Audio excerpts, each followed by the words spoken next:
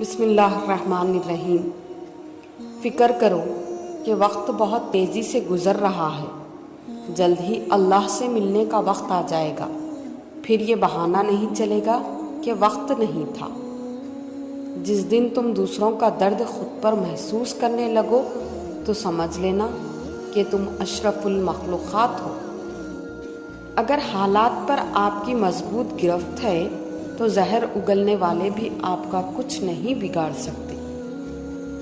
ज़्यादातर ताल्लुक़ात और रिश्ते यहाँ कचरा जमा होने की वजह से बिगड़ते हैं। जो चीज़ आपके लिए फालतू है हो सकता है वो किसी और के लिए ज़िंदगी की उम्मीद हो।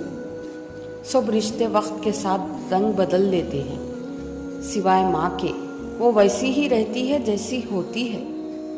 ज़िंदगी में एक बात हमेशा याद रखें, मक्खन लगाने वालों के हाथों में हमेशा चाकू होता है। गलतफहमी क्या होती है ज़रा इस तस्वीर को उल्टा करके देखिए। जज़ाकल्लाह।